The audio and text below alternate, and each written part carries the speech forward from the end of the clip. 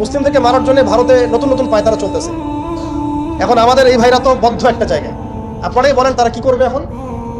তারা মিশন নিছে, রাষ্ট্রীয়ভাবে মিশন নিছে মুসলিম লীগ দলের।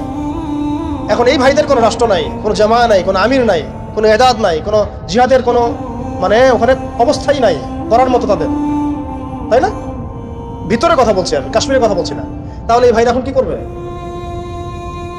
এই যে অবস্থা, এই অবস্থা কি মনে করছেন আমাদেরকে প্রভাবিত করবে না?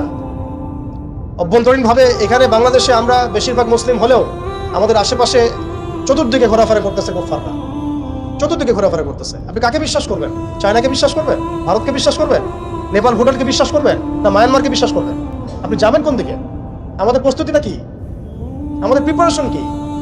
রাষ্ট্র কি প্রিপারেশন নিচ্ছে? আমার কথা হচ্ছে রাষ্ট্র নাকি যুদ্ধ করে? সবাই বলেন একটা কথা না, রাষ্ট্রের অধীনে যুদ্ধ, তো রাষ্ট্র কি প্রিপারেশন নিচ্ছে? রাষ্ট্রের সেই ফিকির আছে কিনা? রাষ্ট্রের তো এই ফিকিরটুকু নাই যে রাষ্ট্রের মধ্যে ইসলামিক আইনগুলো বাস্তবায়িত হোক। এইটুকু ফিকির নাই তো আপনাদের। যারা ইলেকশন নির্বাচন গণতন্ত্র এগুলো করতেছেন, কার ফিকির আছে? আল্লাহর কসম করে বুকে হাত দিয়ে বলেন তো কার ফিকির আছে ক্ষমতায় গিয়ে আপনি আল্লাহর আইন বাস্তবায়ন করবেন? ইসলামপন্থী ভাইদের কথা বাদ দিচ্ছি, ইসলামপন্থী ভাইদের কথা বাদ দিলাম, আমি সেকুলারদের কথা বলছি, ডেমোক্রেটিকদের কথা বলছি। কারণ রাষ্ট্র চলে আসছে এইভাবেই। আর যারা ফিকির করছেন ইসলাম নিয়ে আমি যাবো ওখানে গিয়ে এটা করবো, এটা আপনি ডেমোক্রেটিক সিস্টেমে করতে পারবেন না। আপনাকে সিস্টেমটা সরাই ফেলতে হবে। গণতন্ত্র বলে কোনো শব্দই রাখা যাবে না, তারপরে শরিয়া কায়েম করতে পারবেন। শরিয়া আর গণতন্ত্র একসাথে থাকতে পারে না। শরিয়া, গণতন্ত্র, ধর্মনিরপেক্ষতাবাদ, কমিউনিজম এগুলো একসাথে থাকতে পারে না। একটা বোতল, এর মধ্যে আছে আপনার বিষ, এখানে আপনি দুধ খেতে পারবেন না। একটা বোতল, এখানে আছে বিষ, আপনি এটাকে 1000 বার ধুইতে হবে, ধোয়ার পরে আপনি দুধ ঢালতে পারবেন, খাবার রিস্ক নিতে পারবেন, তাও খাবেন কিনা সন্দেহ আছে। আর এগুলো তো হচ্ছে মারাত্মক শিরকের বিষ। এগুলো পশ্চিমাদের দাসত্ব করাবে আপনাকে।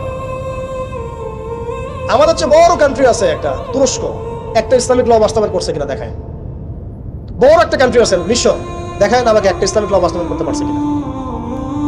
তিউনিসিয়া পারছে কিনা, আজারবাইজান পারছে কিনা, মরক্কো পারছে কিনা, ইথিওপিয়া পারছে কিনা? আপনারা বলেন পারছে কি? ইয়েমেন পারছে কিনা, জর্ডান পারছে কিনা, লেবানন পারছে কিনা? পারে নাই। আফগানিস্তান পারছে কেন? আফগানিস্তান পারছে কেন? কারণ তারা সিস্টেমগুলোকে সরাই দিছে। সিরাতের আদলে, সিরাতের রক্তে ওরা জমিনকে পবিত্র করে ফেলছে। সিরাতের আদলে জিহাদের মাধ্যমে রক্ত দিয়ে পশ্চিমাদেরকে বিতাড়িত করে ওরা জমিনকে পবিত্র করে শরিয়া কায়েম করছে। এটাই শরিয়া কায়েম করার রাস্তা, আর কোনো রাস্তা নাই। আপনি যতই তন্ত্রমন্ত্রের ধার ধারেন না কেন, আপনি কখনোই সফল হতে পারবেন না। লিখে নেন, কাজ করতে থাকেন, দেখেন। ফান্তাজিরু ওয়া ইন্না মাআকুম মিনাল মুনতাজিরিন। কোনো সমস্যা নাই। আফগান পারছে এই কারণেই, কারণ তারা পশ্চিমাদের তন্ত্রমন্ত্রের গোলক ধাঁধায় পড়ে নাই। তারা সিরাতের রাস্তায় হাঁটছে। ওকে, আমাদের সাথে লড়বা, আমরাও তোমাদের সাথে লড়ব। ঠিক আছে, হয় তোমরা থাকবে, না হলে আমরা থাকবো। হয় তাওহীদ থাকবে, না হলে শিরক থাকবে। হয় শরিয়া থাকবে, না হলে তোমাদের তন্ত্রমন্ত্র থাকবে। এই লড়াই যখন হইতে হইতে হইতে এক পর্যায়ে 20 বছর সময় লাগলেও সেটা আজকে বাস্তবায়ন হয়েছে। যেটা আপনার আমার অঞ্চলে 100 বছরও হয় নাই, 50 বছরও হয় নাই। এরপরেও আল্লাহ পাক আমাদেরকে চোখের সামনে কিন্তু মিসাল দেখাই দিয়েছে। তারপরেও আমাদের মধ্যে বোধোদয় হচ্ছে না, আমরা বুঝতে পারছি না যে কোন পথে হাঁটবো। দেশের যত সমস্যা দেখবেন, মিডিয়া যান, মিডিয়া গেলে মনে হবে দেশের সমস্ত সমস্যার হালত এবং সমাধান হচ্ছে একটা বিষয়। মিডিয়ার ভাষায় মিডিয়ায় ঢোকেন, দেখেন কি হচ্ছে। অনেক প্রবলেম দেশের মধ্যে, সংস্কার, এইটা সেটা অনেক কিছু হচ্ছে। ভাবখানা এমন যে সব কিছু থেকে উদ্ধার করবে আমাকে একটা শব্দ, তার নাম নির্বাচন। তার নাম মানে নির্বাচন হলেই সব সমাধান হয়ে যাবে। এটা আমাদের আকীদা, আমাদের চিন্তা এরকম ভাই। একটা মুদির দোকানদারকে জিজ্ঞাসা করেন, সেও এই কথাই বলবে। আবার বুদ্ধিজীবীকে জিজ্ঞাসা করেন, সেও এই কথাই বলতেছে। টকশোতে বসে সেও এই কথা বলতেছে। এমপিকে বলেন, সেও এই কথা বলতেছে। মানে পুরো অবচেতন দাসত্ব, অবচেতন ইবাদত। দেখেন আমাদের অবচেতন মনে আমরা ইবাদত করে ফেলছি গণতন্ত্রের, পশ্চিমাদের ওদের তন্ত্রমন্ত্রগুলো। ইলেকশন দিলে সব সমাধান হয়ে যাবে? কোন পদ্ধতিতে আপনি দিবেন? দেওয়ার পরে কি হবে? মূলনীতি কি থাকবে? সংবিধান কি থাকবে? সংস্কারগুলো কি হবে? আপনি কি আল্লাহর জমিন, আল্লাহর দিন কায়েমের দিকে আসবেন কিনা? এখানে তো অনেক কথা আছে। এগুলোকে সলিউশন না করে XYZ যেই আসো, আপনি আমাকে বসায় দিন, আমি কিছুই করতে পারবো না। সিম্পল, আমাকে বসায় দেন, আমি কিছুই করতে পারবো না। আপনি সবচেয়ে পরহেজগার মানুষটাকে বসায় দেন, সেও কিছু করতে পারবে না, কারণ সিস্টেমটাই তাকে করতে দিবে না। এই জিনিসগুলো আমাদের বোঝা উচিত। উম্মার সংকটগুলো এইভাবে আমাদের আইডেন্টিফাই করতে হবে। যে অনেক লম্বা হয়ে যাচ্ছে, হয়তো আমি শেষ করে দেই। এখন শেষ করি ভাই, অনেক লম্বা করা যাবে না, নামাজের ব্যাপার আছে। এখানে আমাদের ওই হারানো ঐতিহ্যটাকে আমরা বুঝতে পারলাম, আমরা কোথায় ছিলাম আমরা, এটা কি বুঝতে পারছেন? এখন দেখেন আমরা আসি কোথায়, এখন আসি কোথায়? এক বাক্যে আমাদের সারা ওয়ার্ল্ডে কোনো খিলাফা স্টেট নাই। তারপরে আমাদেরকে এরকম 57টা পিস রাষ্ট্রে ভাগ করা হয়েছে ওই খেলাফা রাষ্ট্রকে বাদ দিয়ে, এবং প্রত্যেকটা রাষ্ট্রের মধ্যে মোনাফেক শাসক বসায় দেওয়া হয়েছে। একদম খোলামেলা বলে দিই, প্রত্যেকটা রাষ্ট্রের মধ্যে ম্যাক্সিমাম মোনাফেক শাসক বসায় দেওয়া হয়েছে, যারা নিজেরাই পশ্চিমাদের হয়ে সার্ভ করবে এবং আল্লাহর জমিনে তাগুত কায়েম করবে, এবং করেছে তারা। তাগুত কি তারা তো বুঝে না, তাগুত মানে শয়তান। যেখানে আল্লাহর বিধান চলে না ওখানে শয়তানের বিধান চলে, সিম্পল। এটা 1000 জন বুদ্ধিজীবী মিলেও যদি একটা সংবিধান লিখে আর সেখানে আল্লাহ বিরোধী আইন থাকে, সেটা তাগুত। সেটার নাম কি? তাগুত। এই তাগুত মানে শয়তান। কেউ যদি ওর প্রতি ইমানদার হয়ে মারা যায় জাহান্নামে যাবে, কেউ যদি ওর প্রতি ইমানদার হয়ে মারা যায় সরাসরি জাহান্নামে যাবে ইনশাআল্লাহ, কারণ সে তাগুতের দাসত্ব করছে। আর আমাদেরকে বলাই হয়েছিল ওয়া মা ইয়াকফুর বিত-তাগুত ওয়া ইউমিন বিল্লাহ ফাকাদ ইসতামসাকা বিল উরওয়াতিল ওয়াসকা লা ইনফিসামা লাহা ওয়াল্লাহু সামিউন আলিম। সূরা বাকারায় 256 নম্বর আয়াত পড়ে দেখবেন, ভাষায় আয়াতুল কুরসিতে পড়ে আছে। তাগুতকে কুফরি না করা পর্যন্ত কেউ মুমিন হইতে পারে না। তাগুতের সাথে কুফরি না করা পর্যন্ত কেউ মুমিন হইতে পারবে না, এটাই বাস্তব। এখন এইভাবে আমাদেরকে ভাগ করা হয়, মুনাফিক শাসক বসায় দেওয়া হয়। শুধু তাই না, প্রত্যেকটা কান্ট্রির মধ্যে ওই 4 দেবতা 5 দেবতা ঢুকাই দেওয়া হয়েছে, ওই যে বললাম আগে। তারপরে একটা ডিপার্টমেন্ট ধরে তারা ধ্বংস করছে, একটা ডিপার্টমেন্ট ধরে রাজনীতি ধ্বংস করছে, ইসলামিক রাজনীতি সরাই দিয়েছে। অর্থনীতি ধ্বংস করছে, সুদ ঢুকাই দিয়েছে। তার মধ্যে ঘুষ আছে, ইনফ্লেশন আছে, দুর্নীতি আছে, এগুলো তো আছেই। তারপরে সমাজের যে আমাদের ব্যাপারগুলো, সমাজের নীতি নৈতিকতার বিষয়গুলো দেখেন একেবারেই উঠাই দিচ্ছে, দিন দিন উঠাই দিচ্ছে। এখন নাকি আপনি স্ত্রীর সাথে সহবাস করলেও ধর্ষণ হবে। সুবহানাল্লাহ, কি অবস্থা! আর এদিকে আপনি পতিতালয়ে গেলে ওটা হচ্ছে শ্রমিকের কাছে গেছেন আপনি। কি বুঝাচ্ছে আমাদেরকে তাহলে? এটাই তো নাকি? আর স্ত্রীর সাথে একটু জোরাজুরি তো হইতেই পারে, এই জোরাজুরি তো ভালো, এর মধ্যে মহব্বত আছে। আর আপনি নাউজুবিল্লাহ কেউ যাবে পতিতালয়ে, তাদেরকে বলা হচ্ছে তারা শ্রমিক। তার তসলিমা নাসরিনকে আমরা এখান থেকে বিতাড়িত করছিলাম কেন? ঘুরে ফিরে তো সেটাই আসতেছে। সমাজকে ধ্বংস করছে, অর্থনীতি ধ্বংস করছে, রাজনীতি ধ্বংস করছে, মিডিয়াগুলো ওদের হাতে নিয়ে গেছে। মিডিয়া হাতে নিয়ে আমার হচ্ছে মানে দিনকে ওরা রাত বানাই দেবে, রাতকে দিন বানাই দেবে। আর আপনারা তাদেরকে এত বিশ্বাসও করেন, অনেকে একটু ইসলামিক নিউজ করলে আপনারা তো বিশ্বাসও করেন।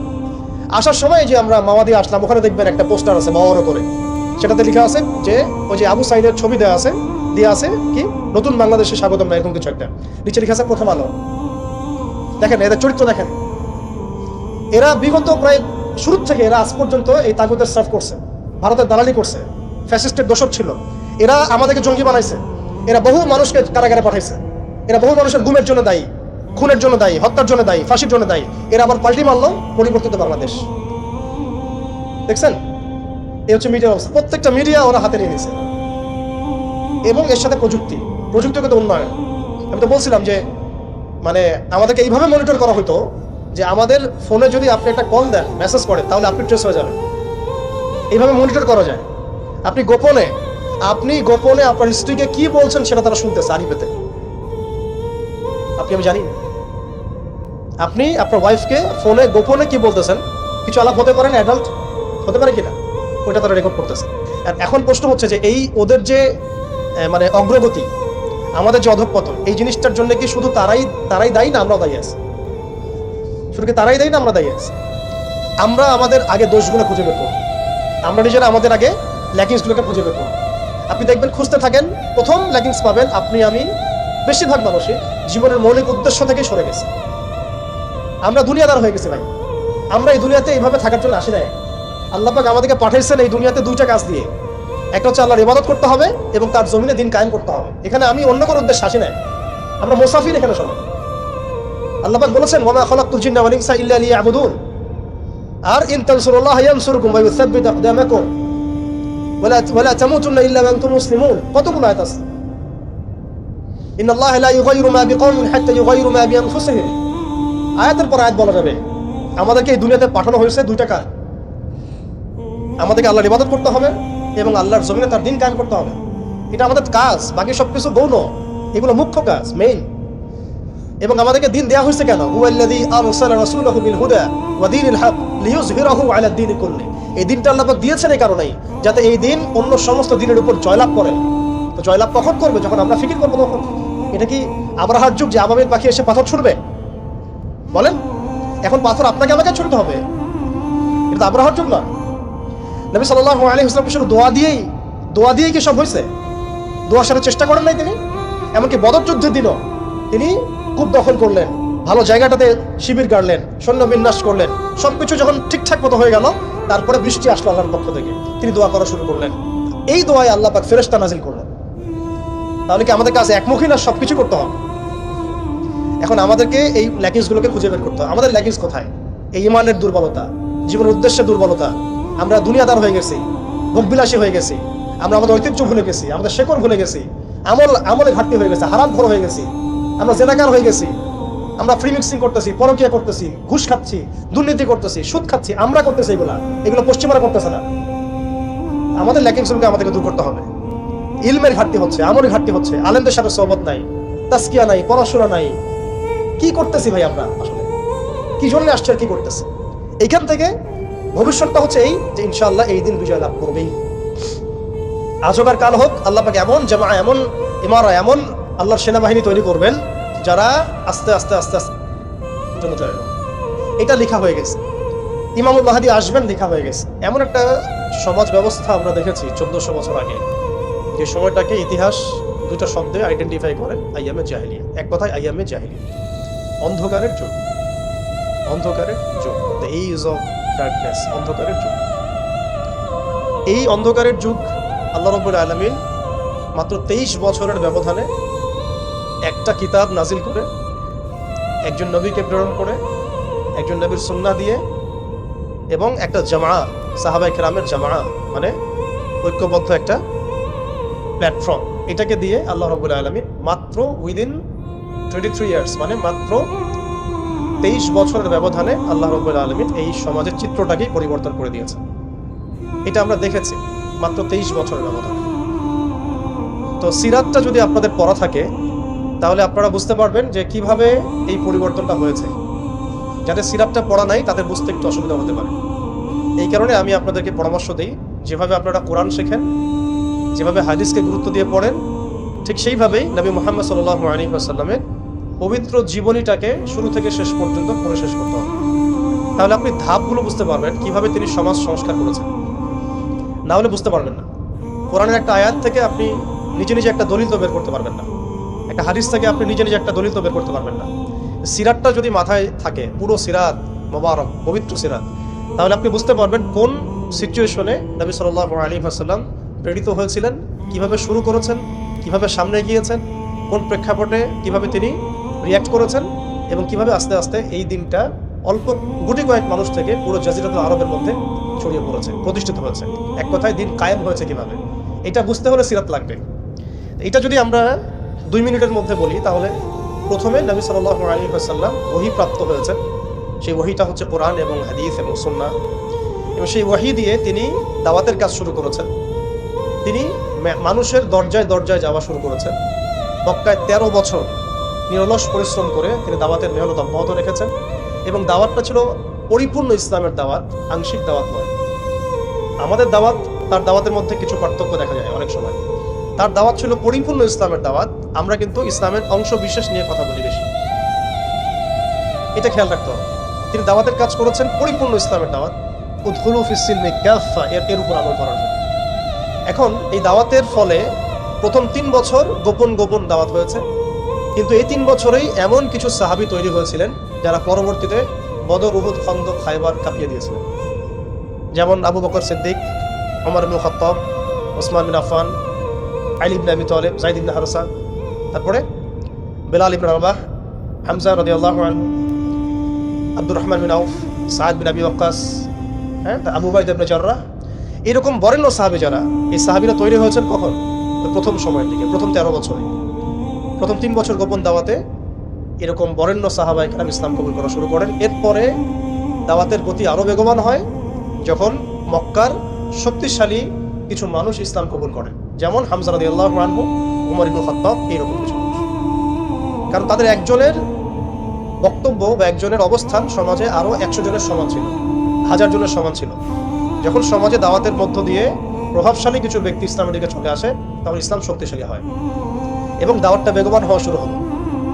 দাওয়াত যত বেগবান হওয়া শুরু হলো, ততই কাফেরদের নির্যাতন বাড়তে থাকলো। দাওয়াত যত বেগবান হচ্ছিল, নির্যাতনের মাত্রা তত বাড়ছিল। আমরা বিপরীতভাবে বলতে পারি, নির্যাতনের মাত্রা যত বাড়ছিল, দাওয়াতও তত বেগবান হচ্ছে। আজকের বিষয় তাই হচ্ছে। ইসলামকে মুছে ফেলার যত চেষ্টা করা হচ্ছে, ইসলাম ততই ছড়িয়ে পড়ছে, আলহামদুলিল্লাহ। তো এই বিষয়গুলো সিরাত থেকে দেখবেন সব মিলে যাবে। ওই যে আইয়ামে জাহিলিয়াতের বর্ণনা দিলাম, এখনকার বিশ্বে এই প্রত্যেকটা জাহিলিয়াত মজুদ আছে।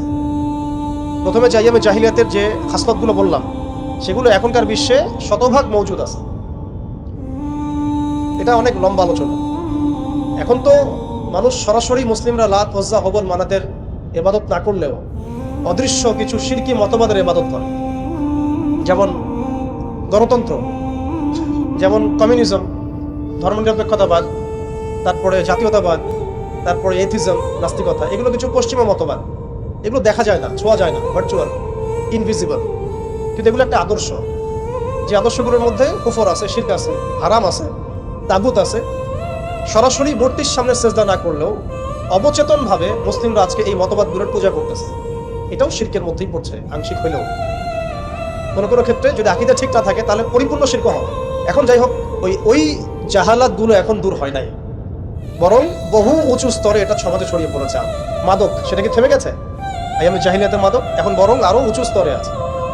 কোন মুসলিম কান্ট্রি আছে যেটা মাদক মুক্ত? আরবের মধ্যেও দেখবেন মানুষ ওপেনে মাদক খাচ্ছে, আরবের মধ্যেই। যারা গিয়েছেন, যাওয়া আসা করেন, তা তো দেখেন।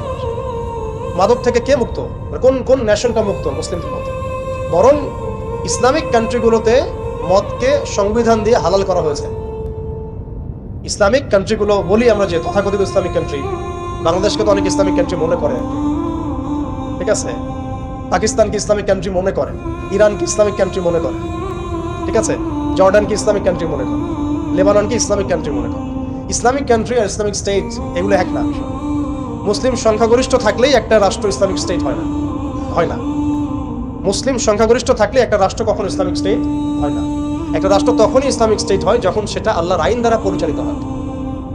তো বাংলাদেশ কি আল্লাহর আইন দ্বারা পরিচালিত হয়? সবাই জানি এটা হয় না। এটা হওয়ার ইচ্ছাও কি তাদের আছে? যারা লিডিং রোল প্লে করে, তাদের তো ইচ্ছাও নাই। কারণ তারা মনে করে যে ইসলামিক আইন দিয়ে যদি রাষ্ট্র চলে, তাহলে রাষ্ট্র নাকি মৌলবাদী রাষ্ট্র হয়ে যাবে, পশ্চিমারা রাগ করবে, আমেরিকা আব্বু মাইন্ড করবে, ভারত নাকি খেপে যাবে। এগুলো তারা মনে করে। এই জুজুর ভয় তারা আমাদেরকে দেখায়। এগুলো সব জুজুর ভয়। অথচ রাসূলুল্লাহ সাল্লাল্লাহু আলাইহি ওয়াসাল্লাম যখন মদিনা রাষ্ট্র কায়েম করেছেন, তখন বিশ্বে রোমানরা পরাশক্তি ছিল, পারস্যরা পরাশক্তি ছিল। মদিনা রাষ্ট্রের আয়তন এতটুকু ছিল, ছোট না, খুব বড় রাষ্ট্র ছিল না, ছোট একটা রাষ্ট্র, জনসংখ্যাও কম। মদিনার মধ্যে ইহুদিরা আছে, বনু কুরাইজা, বনু কাইনুকা, বনু নাজির আছে, পাশে আবার কিছু পত্তলিকও আছে, মদিনার ভিতরে আবার মুনাফিকরাও আছে। তাদের তাদের অস্তিত্বের উপরেই মদিনা রাষ্ট্র কায়েম হলো এবং সেখানে আল্লাহ পাকের বিধান বাস্তবায়িত হলো।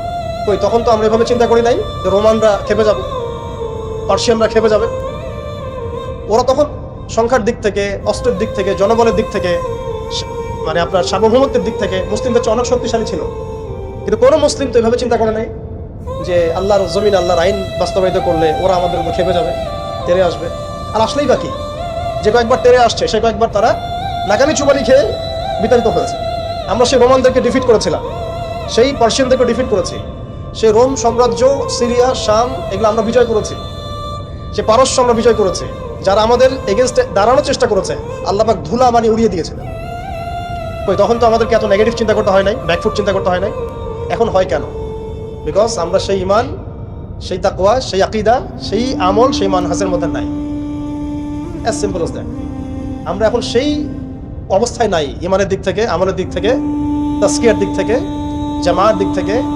সবচেয়ে বড় কথা হচ্ছে দিন পালনের দিক থেকে, আর কি দিন বোঝা এবং পালন করার দিক থেকে আমরা ওই জায়গায় নাই। আমরা দেখুন দিন পালন করছি আংশিক, যতটুকু আমার পক্ষে পসিবল হচ্ছে আংশিক, বুফের মতো আমরা মনে করছি, যেটা ইচ্ছা নিব, যেটা ইচ্ছা নিব না। দিন তো বুফে না। উদখুলু ফিস সিলমি কাফা মানে হচ্ছে দিনে আমাকে পরিপূর্ণভাবে প্রবেশ করতে হবে। যখন যেটা আমার সামনে আসবে আমাকে সেটা করতে হবে। ফরজ হয়েছে নামাজ পড়তে হবে, যাকাত ফরজ হলে যাকাত দিতে হবে, হজ ফরজ হলে হজ করতে হবে। আমার এখানে অপশনাল কোনো থিঙ্কিং এর তো সুযোগ নাই। পর্দা ফরজ হলে পর্দা করতে হবে, ইভেন জিহাদ ফরজ হলে জিহাদও করতে হবে। যেটা ফরজ হবে সেটা করতে হবে, যেটা ওয়াজিব সেটা করতে হবে, যেটা সুন্নাহ সেটা আমল করতে হবে। এখানে তো আমার অপশন নাই যে আল্লাহ আমি পর্দাটুকু বাদ দিয়ে দাও আমার জন্য, নাউজুবিল্লাহ, আমার জন্য মদটাকে হালাল করে দাও, নাউজুবিল্লাহ, আমার জন্য জেনাকে হালাল করে দাও, নাউজুবিল্লাহ। এটা কি সম্ভব?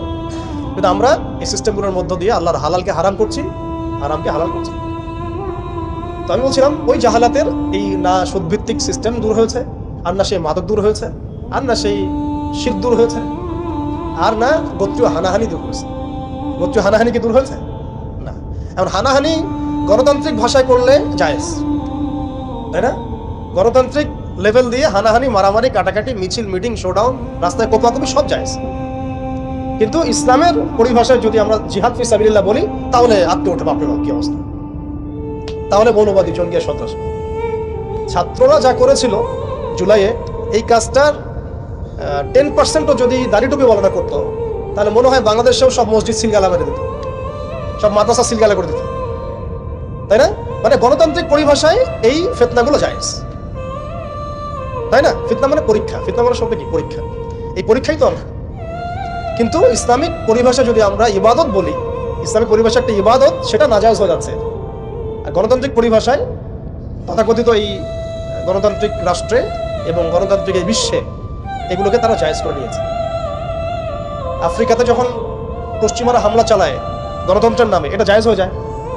আরব বসন্তের নামে যখন বিভিন্ন কান্ট্রির মধ্যে ফাসাদ সৃষ্টি করা হয়, গাদ্দাফিকে ফেলে দেওয়া হয়, মনে আছে না আপনাদের আরব বসন্তের কথা? ইয়েমেন থেকে শুরু করে, তিউনিসিয়া থেকে শুরু করে প্রত্যেকটা কান্ট্রিতে যা করলো তারা, মনে আছে তো নিশ্চয়ই? এগুলো তখন জায়েজ। মিশরে করেছে, তাই না? সোমালিয়া, কঙ্গো, ইথিওপিয়া, নাইজেরিয়া, এগুলোতে যা হচ্ছে এগুলো জায়েজ ওদের ভাষায়। ইরাকে হামলা চালানো ওদের জন্য জায়েজ ছিল, তাই না? গণতন্ত্রের ভাষায়।